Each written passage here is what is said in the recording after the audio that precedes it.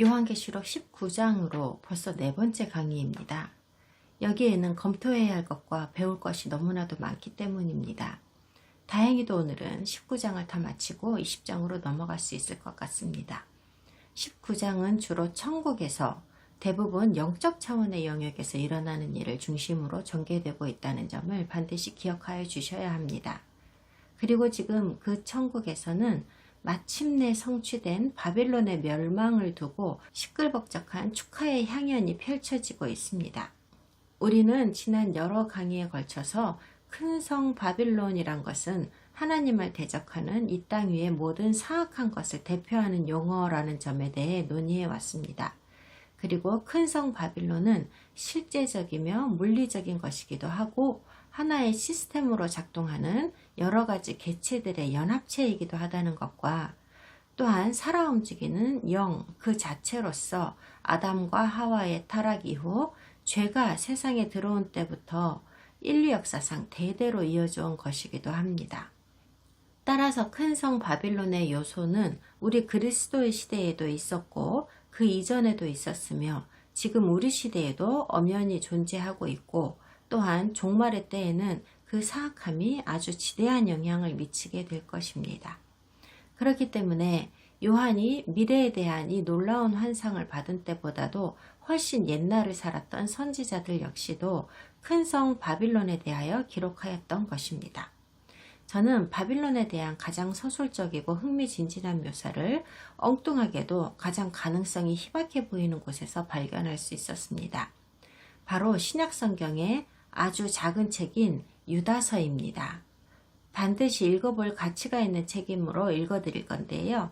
이 책에는 사실 바빌론이라는 용어가 직접적으로 등장하진 않습니다. 하지만 계시록을 공부하면서 이제까지 보아온 바빌론의 특성들이 그대로 다 기술되어 있었으므로 틀림없이 바빌론에 대한 설명이라고 확신합니다. 그리고 이 책은 요한이 묵시적 환상을 받기 훨씬 이전에 쓰여진 책이라는 것도 꼭 언급하고 싶습니다. 따라서 만약에 요한계시록을 우리가 알지 못하였다고 하더라도 하나님께서 유다에게 주신 말씀을 통해서도 우리는 미래에 무슨 일이 일어날 것인지에 대하여 알 수가 있었을 것입니다. 유다가 적나라하게 기록한 것은 바로 우리가 사는 우리 시대에 일어나고 있는 일들이라고 하는 점을 여러분도 금방 알아차릴 수 있습니다. 그럼 유다서를 펴고 함께 읽어봅시다. 저는 개인적으로 이 책이 시작되는 부분이 너무너무 좋아서요. 읽고 또 읽고 합니다. 들어보세요. 유다서.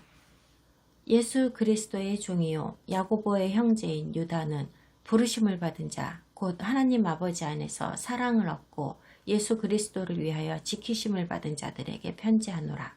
긍휼과 평강과 사랑이 너희에게 더욱 많을지어다. 사랑하는 자들아, 우리가 일반으로 받은 구원에 관하여 내가 너희에게 편지하려던 생각이 간절하던 차에 성도에게 단번에 주신 믿음의 도를 위하여 힘써 싸우라는 편지로 너희를 권하여야 할 필요를 느꼈노니 이는 가만히 들어온 사람 몇이 있음이라. 그들은 옛적부터 이 판결을 받기로 미리 기록된 자니 경건하지 아니하여 우리 하나님의 은혜를 도리어 방탕한 것으로 바꾸고 홀로 하나이신 주제 곧 우리 주 예수 그리스도를 부인하는 자니라. 너희가 본래 모든 사실을 알고 있으나 내가 너희로 다시 생각나게 하고자 하노라. 주께서 백성을 애굽에서 구원하여 내시고 후에 믿지 아니하는 자들을 멸하셨으며 또 자기 지위를 지키지 아니하고 자기 처소를 떠난 천사들을 큰 날의 심판까지 영원한 결박으로 흑암에 가두셨으며 소돔과 고모라와 그 이웃 도시들도 그들과 같은 행동으로 음란하며 다른 육체를 따라가다가 영원한 불의 형벌을 받음으로 거울이 되었느니라. 그러한데 꿈꾸는 이 사람들도 그와 같이 육체를 더럽히며 권위를 업신여기며 영광을 비방하는도다. 천사장 미가엘이 모세의 시체에 관하여 마귀와 다투어 변론할 때에 감히 비방하는 판결을 내리지 못하고 다만 말하되 주께서 너를 꾸짖으시기를 원하노라 하였거늘 이 사람들은 무엇이든지 그 알지 못하는 것을 비방하는도다. 또 그들은 이성 없는 짐승같이 본능으로 아는 그것으로 멸망하느니라. 화했을진저 이 사람들이여 가인의 길에 행하였으며 삭슬 위하여 발람의 어그러진 길로 몰려갔으며 고라의 패역을 따라 멸망을 받았도다.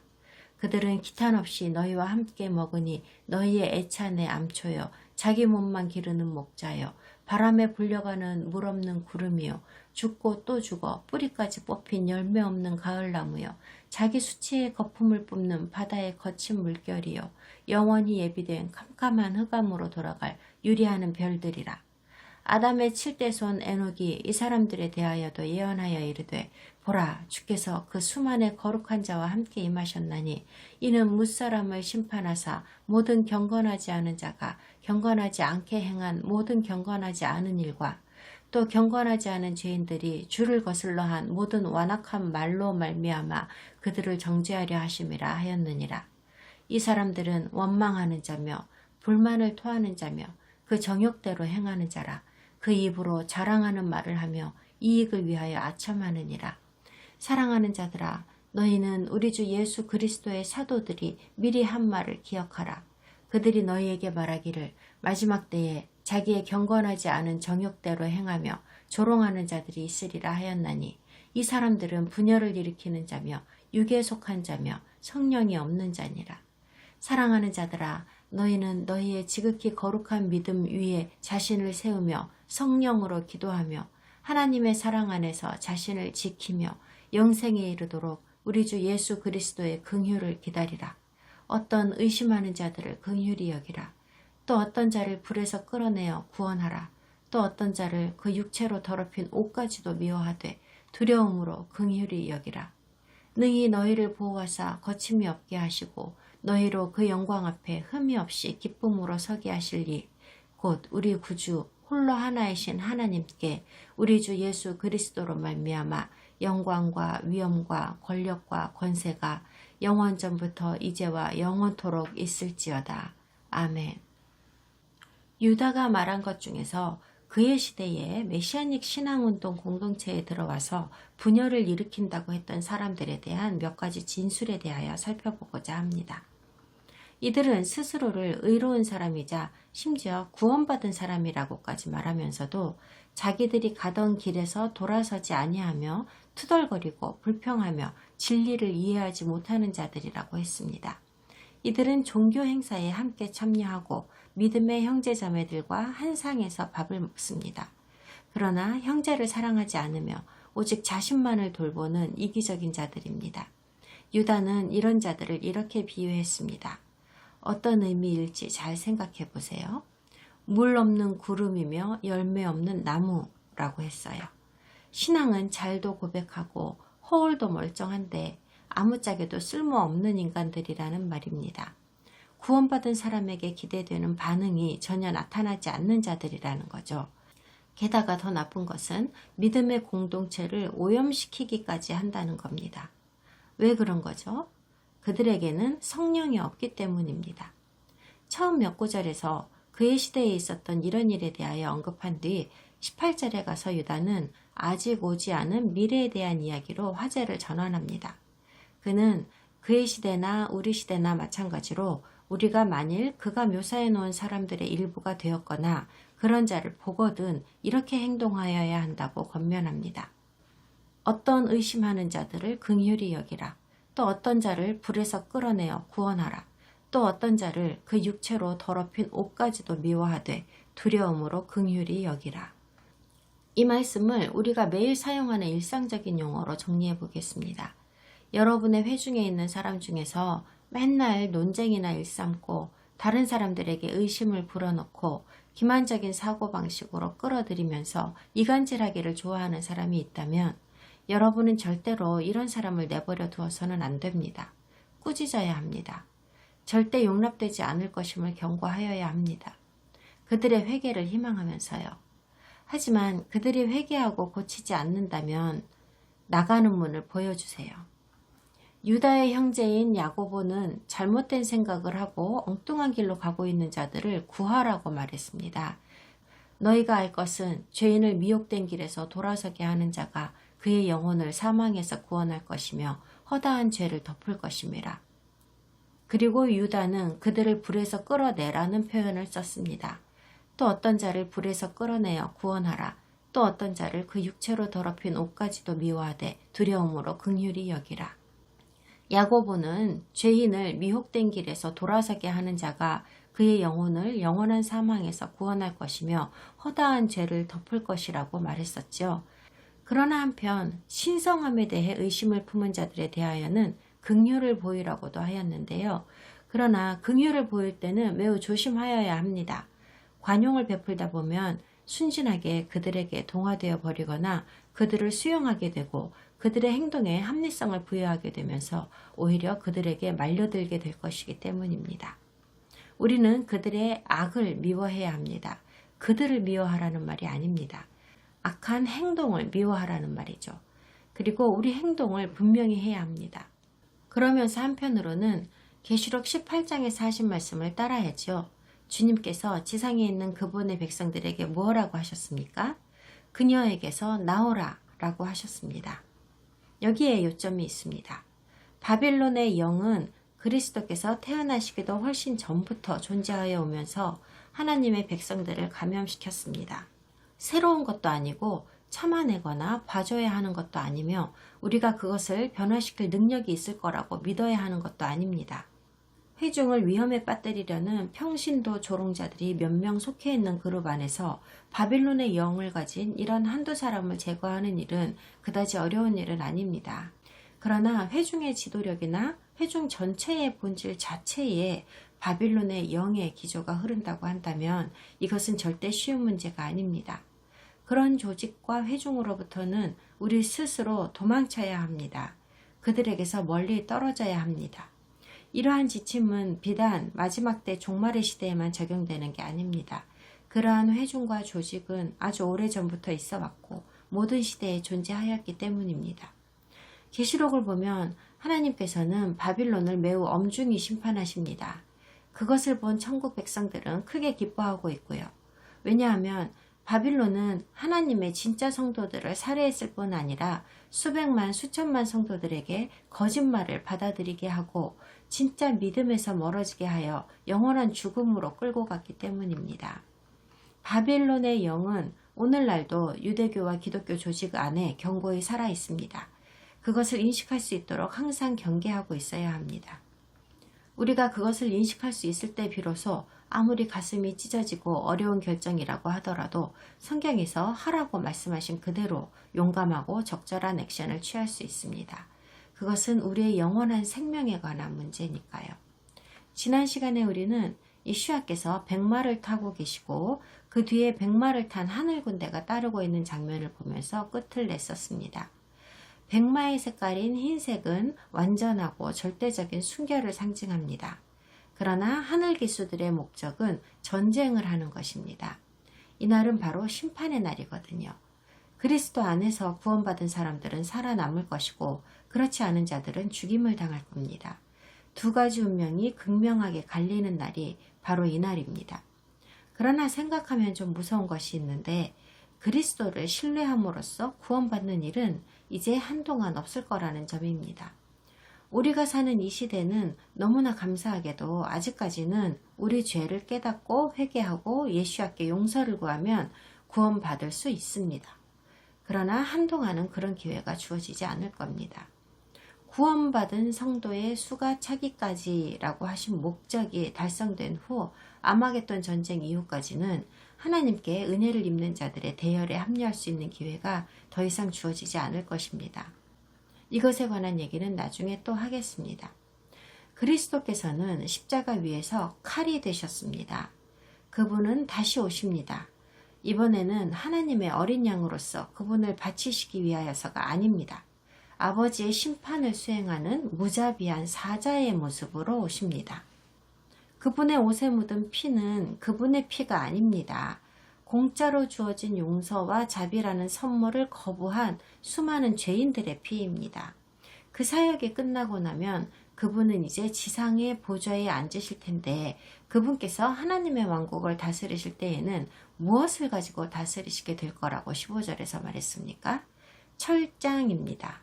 철로 된 막대래요. 철이라는 단어가 키워드입니다. 성경에서 막대라고 말씀하시는 이것은 왕이 왕권의 상징으로 드는 홀, 규를 의미합니다. 철로 된 홀이니만큼 절대로 타협하지 않는 왕에 의한 어느 쪽으로도 치우치지 않고 구부러지지 않는 매우 완고한 법의 통치를 상징하는 것입니다. 메시아께서는 사랑 안에서 의로운 통치를 하시게 될 테지만 죄에 대하여는 매우 엄격하여 절대로 용납하지 않으실 겁니다. 그럼 도대체 어떤 법에 의해 통치하실 것이라고 여러분은 생각하십니까? 지금까지 존재하고 계승된 유일한 하나님의 법은 오로지 토라뿐입니다. 모세의 율법이요. 아닐 수도 있을 거라고요. 마태복음 5장 17절 18절입니다. 또 나왔습니다. 내가 율법이나 선지자를 폐하러 온 줄로 생각하지 말라. 폐하러 온 것이 아니요 완전하게 하려 함이라. 진실로 너희에게 이르노니 천지가 없어지기 전에는 율법의 1.1획도 결코 없어지지 아니하고 다 이루리라. 토라는 언제 없어지나요? 하늘과 땅이 없어지면 그때 율법이 없어집니다. 그게 언제입니까? 2장 뒤입니다. 2장 뒤에 하늘과 땅이 없어지는 바로 그 순간에 대한 말씀이 나옵니다. 그때가 되면 드디어 토라가 은퇴를 하면서 사라지게 됩니다. 또 내가 새 하늘과 새 땅을 보니 처음 하늘과 처음 땅이 없어졌고 바다도 다시 있지 않더라. 얼마나 흥미진진한 말씀인지 모릅니다. 예수님께서 싸우기 위해 돌진하시는 전쟁과 그분께서 차지하실 왕좌는 새 땅에 존재하게 되는 게 아닙니다. 지금 현재 우리가 살고 있는 바로 이 땅, 바로 이 지구 위에 존재하는 겁니다. 예수와께서 통치하시게 되는 천년왕국이라 불리우는 그 세상은 우리가 살고 있는 바로 이 지구 위에서 실현될 것입니다. 천년왕국 시대가 끝나가는 시점에 가면 현재의 하늘과 땅은 사라지게 됩니다. 이제 곧 그 이야기를 보시게 될 건데요. 하늘과 땅이 개혁되고 리모델링 되어집니다. 그리고 바로 이 부분이 제가 너무나도 걱정되는 부분입니다. 한참을 얘기해야 하는 대목이라서요. 솔직히 말씀드리면 심판이나 파멸이나 죽음에 대하여 얘기하면서 너무 많은 시간을 보내고 있는 게 저한테는 그다지 즐거운 일은 아니었습니다. 그러나 드디어 긴 터널 끝에 영광스러운 빛이 나타나기 시작했습니다. 그럼 기억을 새롭게 하기 위하여 계시록 19장의 뒷부분을 좀 읽어보도록 하겠습니다. 계시록 19장 15절부터 읽겠습니다.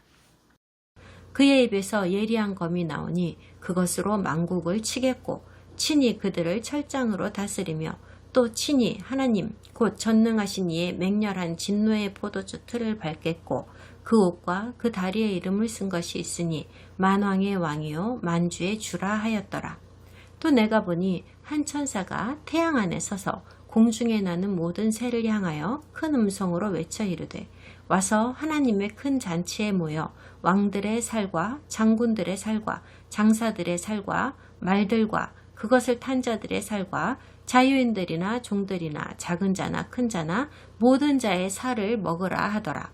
또 내가 보매 그 짐승과 땅의 임금들과 그들의 군대들이 모여 그 말탄 자와 그의 군대와 더불어 전쟁을 일으키다가 짐승이 잡히고 그 앞에서 표적을 행하던 거짓 선지자도 함께 잡혔으니 이는 짐승의 표를 받고 그의 우상에게 경배하던 자들을 표적으로 미혹하던 자라.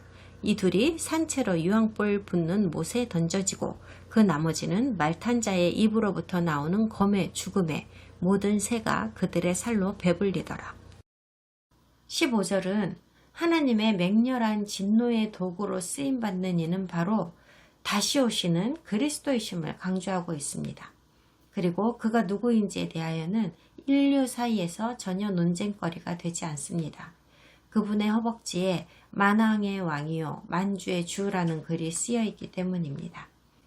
이 땅에 구원받지 못한 수많은 사람들이 그분께서 모든 영광 가운데서 오시는 것을 보면서 무슨 생각을 할지 상상할 수 있습니다. 아주 많은 사람들이 공포에 질려서 이렇게 말할 겁니다. 아, 네, 이제 진짜 제 눈으로 봤으니까 더 이상 의심하지 않고 믿을 수 있습니다. 이 자들은 육체적 죽음을 맞으면서 동시에 영원한 죽음으로 떨어지게 될 자들입니다. 그리스도에 의한 지상 통치가 지금 이 순간에 확립되고 있습니다. 수많은 죽은 자들의 시체가 널브러져 있는 꼴이 마치 쓰레기 더미 같은가 봅니다.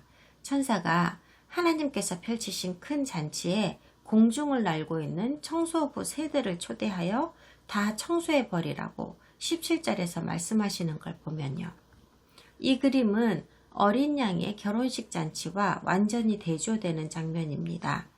얼마 전 강의에서 우리는 고대인들은 이 지구와 우주의 구조를 어떻게 생각했는지에 대해 논의했었습니다. 그 내용을 전부 다 복습하지는 않겠지만 요점만 말씀드리면 새들을 포함하여 별과 달과 태양은 모두 같은 공간에 있다고 그들은 생각하였습니다.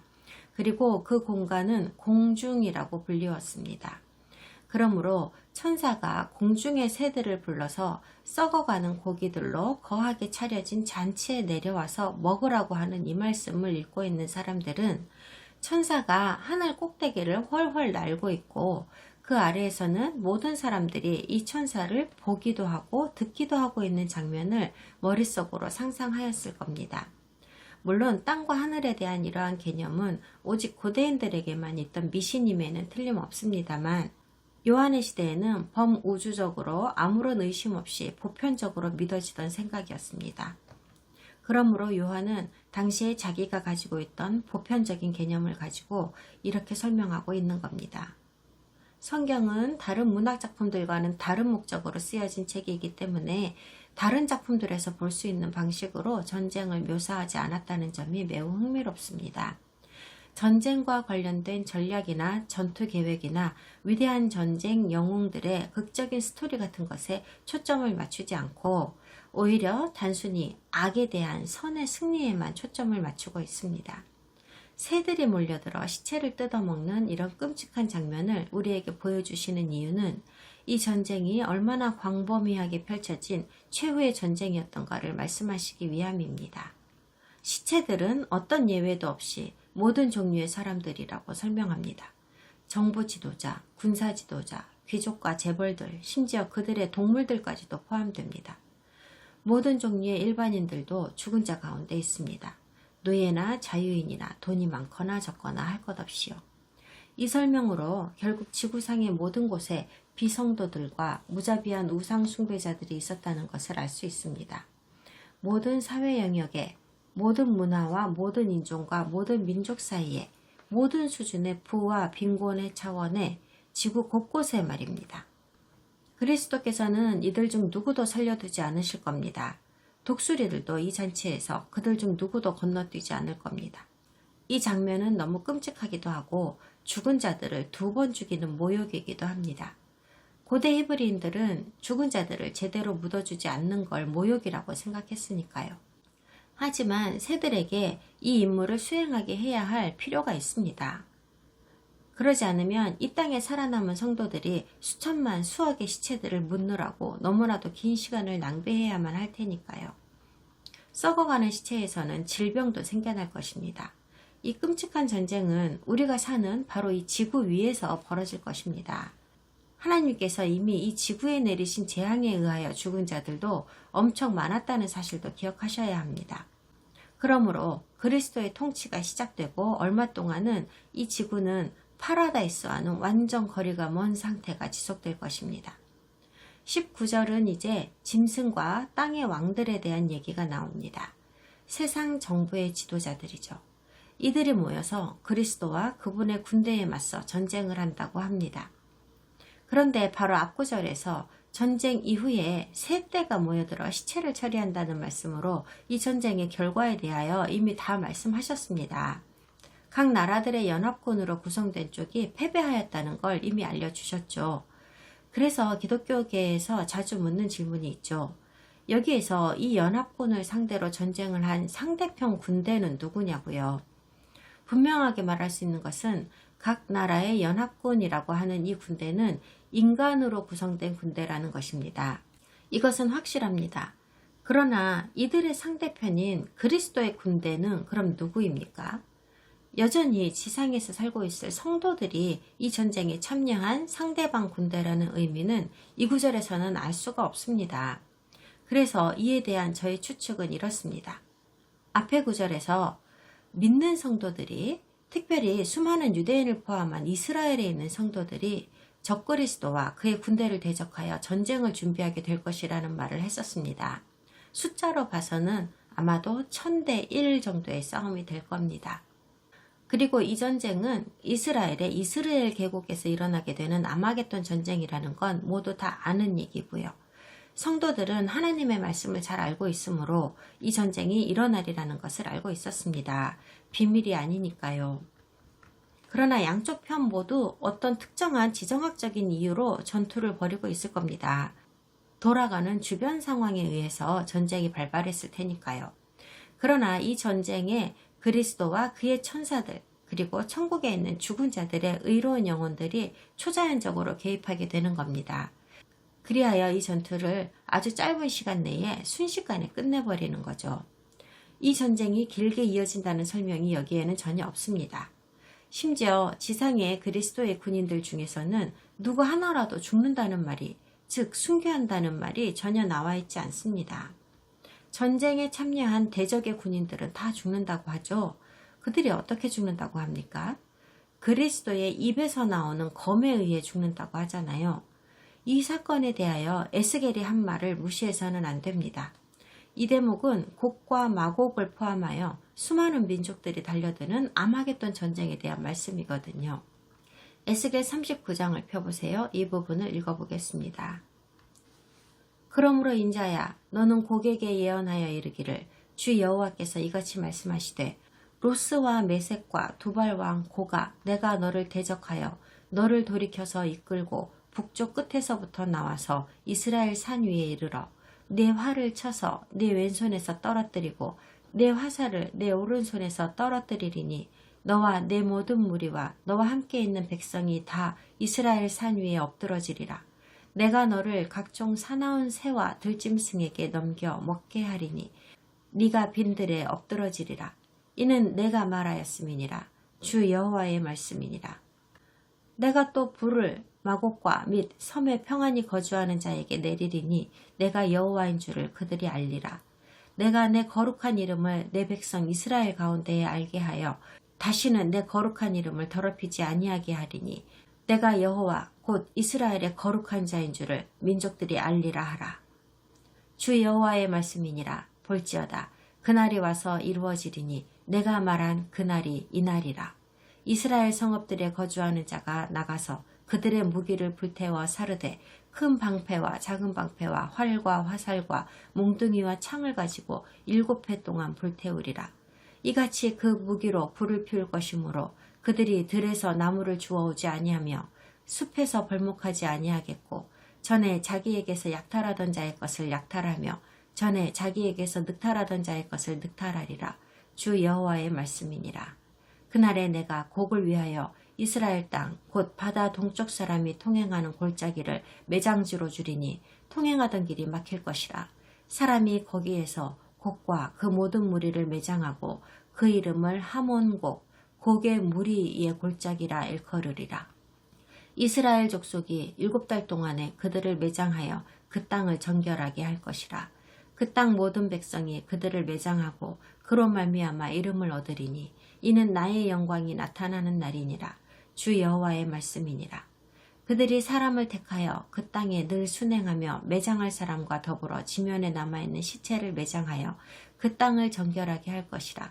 7달 후에 그들이 살펴보되 지나가는 사람들이 그 땅으로 지나가다가 사람의 뼈를 보면 그 곁에 편말을 세워 매장하는 사람에게 가서 하몬곡 골짜기에 매장하게 할 것이요. 성읍의 이름도 하모나라 하리라. 그들이 이같이 그 땅을 정결하게 하리라. 주 여호와께서 이같이 말씀하셨느니라. 너 인자야, 너는 각종 새와 들의 각종 짐승에게 이르기를 너희는 모여오라. 내가 너희를 위한 잔치 곧 이스라엘 산 위에 예비한 큰 잔치로 너희는 사방에서 모여 살을 먹으며 피를 마실지어다. 너희가 용사의 살을 먹으며 세상 왕들의 피를 마시기를 바산의 살진 짐승 곧 순양이나 어린 양이나 염소나 수송아지를 먹듯 할지라. 내가 너희를 위하여 예비한 잔치의 기름을 너희가 배불리 먹으며 그 피를 취하도록 마시되 내 상에서 말과 기병과 용사와 모든 군사를 배부르게 먹일지니라 하라. 주 여호와의 말씀이니라. 내가 내 영광을 여러 민족 가운데에 나타내어 모든 민족이 내가 행한 심판과 내가 그 위에 나타낸 권능을 보게 하리니 그날 이후에 이스라엘 족속은 내가 여호와 자기들의 하나님인 줄을 알겠고. 에스겔은 기원전 6세기에 바빌론으로 유배를 갔고 그 다음에 이스라엘이 직면한 유배는 서기 1세기의 로마 망명이었습니다. 즉 곡과 마곡의 전쟁이라는 것은 이 두 시기에는 일어난 적이 없으므로 결국 우리에게도 아직 오지 않은 미래에 있을 전쟁인 겁니다. 에스겔 39장에 언급된 전쟁에 해당하는 사건은 아마겟돈 전쟁밖에는 없습니다. 곡과 마곡은 자기들이 이스라엘을 상대로 싸우러 온다고 생각하고 있다는 것을 아실 필요가 있습니다. 그들은 자기들의 대적이 이스라엘인 줄 알고 쳐들어온다고요. 그러니까 그들은 자기들이 살과 피로 된 인간 군대를 상대로 전쟁을 할 것이라고 생각하지 성도들의 영혼이 초자연적으로 개입된 영적 군대와 싸우게 되리라고는 언감생심 상상도 못한다는 겁니다. 전쟁에 대한 아무런 부연 설명도 없이 금방 끝나버리는 요한계시록의 이 전쟁에서 곡과 마곡의 군대는 대적의 군대에게 마지막 한 사람까지 다 죽임을 당하며 패배하게 되고 이후 공중에서 내려온 새들에 의해 수백만 시체의 살이 뜯어먹힙니다. 이 전쟁에서의 이스라엘의 역할이라고 한다면 전쟁이 끝난 후에 한 일뿐입니다. 이 전쟁에서는 이스라엘 병사들이 불가능한 승리를 거두었다는 축하의 말도 그들에게 영광이 돌아갔다는 말도 전혀 언급되어 있지 않습니다. 이스라엘의 남은 자들, 곧 모든 믿는 유대인들이 하는 일이라고는 그저 밖에 나가서 열방에서 모여들었다가 대패한 군인들이 버려둔 무기들을 주워다가 7년 동안 연료로 사용하는 일뿐입니다. 에스겔 39장의 이 말씀과 매우 유사한 말씀을 계시록 19장에서 찾을 수 있었지요. 청소부 새들이 대적들의 살이 차려진 큰 잔치에 모여든다고 했습니다. 에스겔서에서는 하나님께서 이것을 희생제물이라고 부르셨고요. 흥미롭게도 계시록 19장에서는 짐승이 죽임을 당하지는 않습니다. 거짓 예언자와 함께 포로로 잡히기만 합니다. 온갖 기적을 행하였던 자는 거짓 선지자였습니다. 선지자는 수많은 사람들을 속여서 자기가 모시는 짐승에게 충성하게 만들려고 짐승의 표 666을 사람들의 육체에 새기게 하였습니다. 표를 받은 자들도 받게 한 자들도 모두 자기들의 행동이 옳다고 생각하였던 겁니다. 그리고 이 구절에서는 선지자의 거짓말에 속은 이 사람들이 짐승의 우상에게 경배하였다는 말이 나오는데요. 경배라는 단어는 순전히 종교적인 차원에서 일어나는 행위에만 사용되는 용어이죠. 따라서 바빌론의 세상 종교가, 이건 제가 그냥 이런 식으로 부르는 겁니다. 바빌론이 멸망한 후에는 거짓 선지자에 의해 사탄의 손에 넘겨져서 그의 도구로 쓰이고 있다는 말입니다. 사람들은 자신을 성도라고 생각하고 하나님의 예배자들이라고 생각하기 때문에 거짓 선지자의 초자연적인 기적을 당연한 것으로 믿은 겁니다. 예전에 있던 큰 성 바빌론 교회의 카리스마 넘치는 지도자들도 기적을 보여주었고 이제는 세상 교회를 장악한 거짓 선지자들도 기적을 행하므로 사람들은 자연스럽게 그들이 내리는 모든 칙령을 아무 의심 없이 따르게 됩니다. 제가 분명하게 말씀드릴 수 있는 것은요, 이들이 정말로 하나님의 말씀을 아는 자들이라고 한다면 이런 짓을 절대로 용납하지 않을 겁니다. 말씀을 모르는 거예요. 대다수 교회의 성도들이 수세기에 걸쳐 행해온 짓은 무엇입니까? 성경의 뒤쪽에 있는 책을 제대로 해석할 수 있게 해주는 앞쪽의 책을 완전히 무시하였습니다. 심지어 오늘날에는 너무 오래되고 원시적이라는 이유로 성경의 진위성에까지도 의문을 제기하면서 사탕발림으로 듣기 좋은 소리만 잔뜩 늘어놓으며 특정 의제를 부추기고 장려하는 인간이 만든 교리에만 의존하고 있습니다. 따라서 하나님의 성스러운 말씀이 우리에게 주시는 명령과 교훈 대신에 일종의 인간화된 기독교적 철학만 광범위하게 수용하게 되면서 말씀을 모르게 되어버렸습니다. 19장은 짐승과 거짓 선지자들이 불못에 던져진다는 말씀으로 끝이 나는데요. 불못에 떨어진 결과가 무엇인지에 대하여 수세기에 걸쳐 신학적 논쟁이 끊이지를 않습니다. 한쪽은 그 존재가 육체적으로도 영적으로도 완전히 소멸되는 것이라고 말합니다. 다른 쪽은 짐승과 거짓 선지자들이 영원토록 고통받는 장소에 던져졌다는 뜻이라고 말하기도 합니다. 제가 보기에는 두 번째 주장이 더 신빙성이 있는 것처럼 들립니다. 왜냐하면 이제 곧 보시게 될 계시록 20장에 바로 그 말씀이 나오거든요. 20장 10절에서 이렇게 말씀하십니다.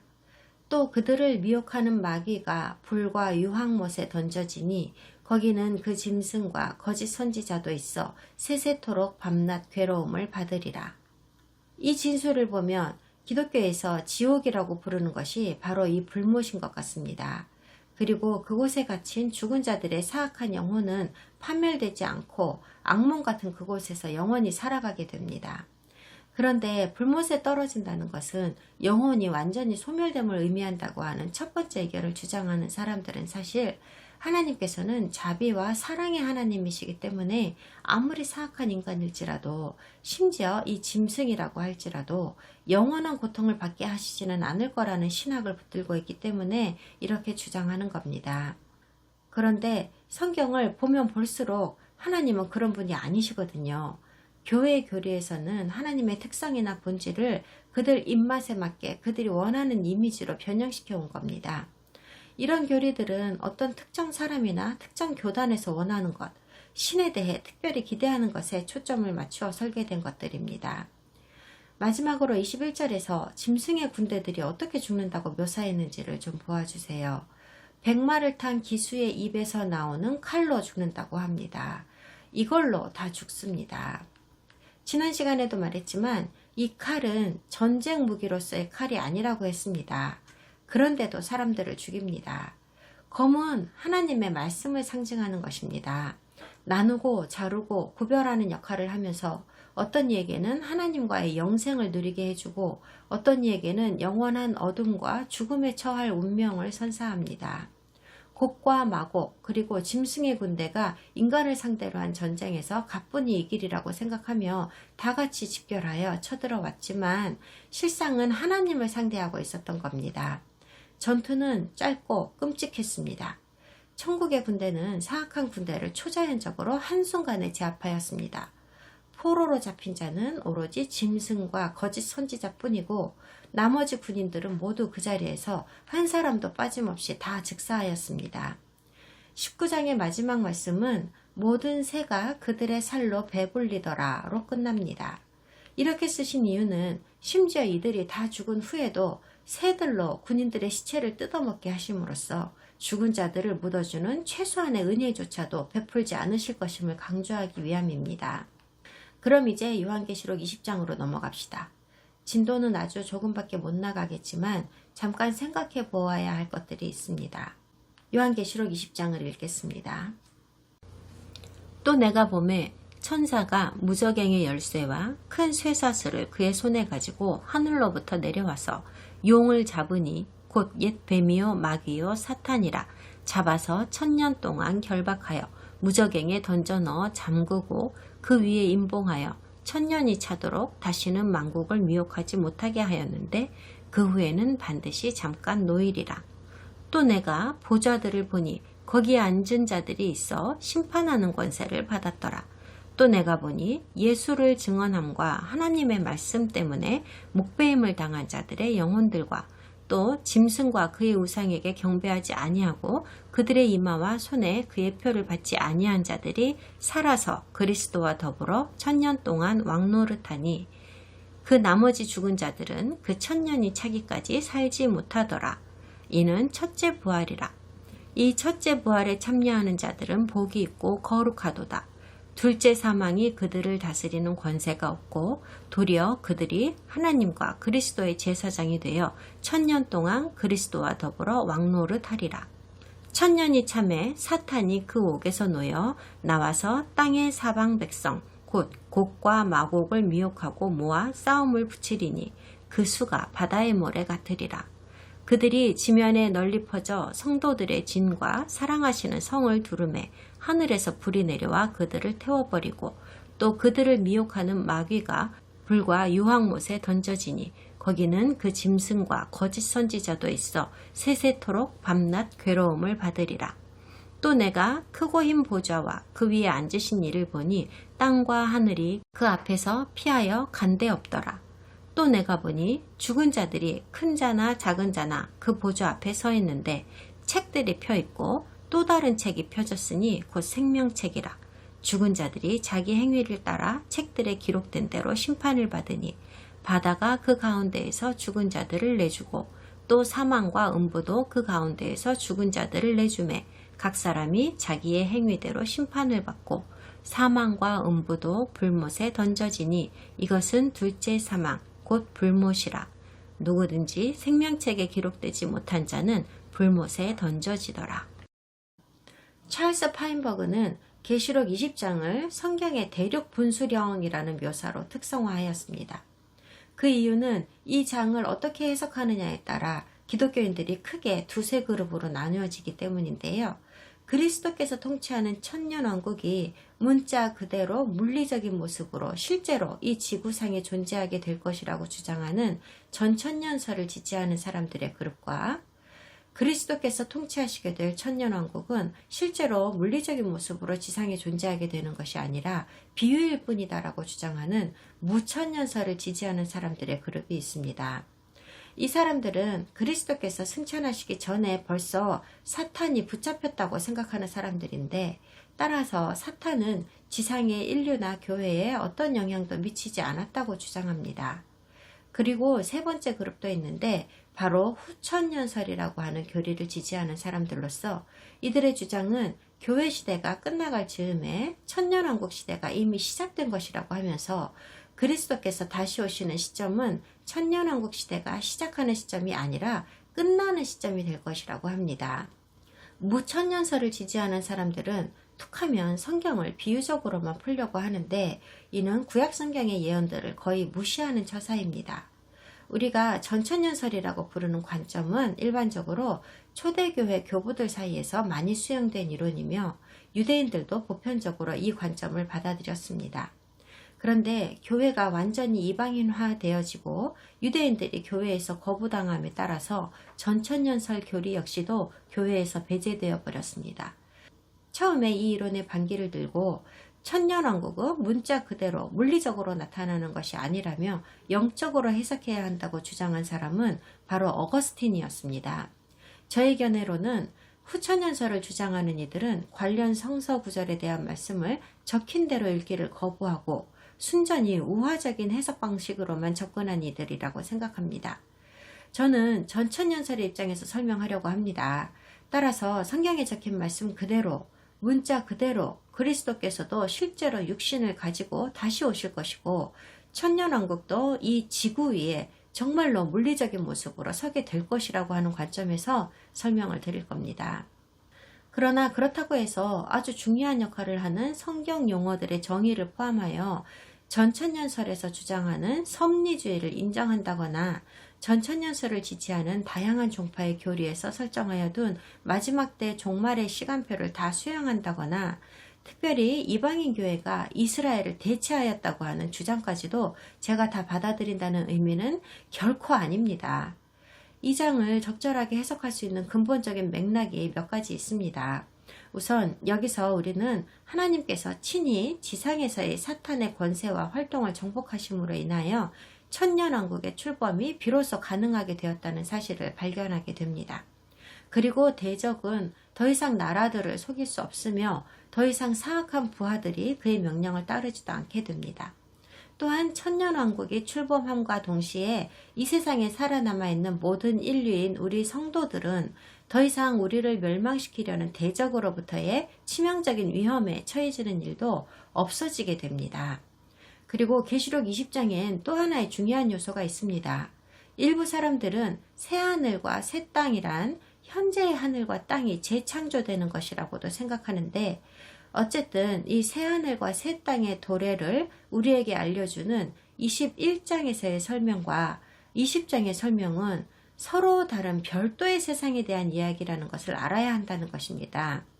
천년왕국과 새하늘 새 땅을 서로 융합시켜 놓은 일부 성경 주석가들의 작품을 여러 개 읽어 보았습니다만은 저는 여러 가지 이유로 그들의 의견에 전혀 동의하지 않습니다.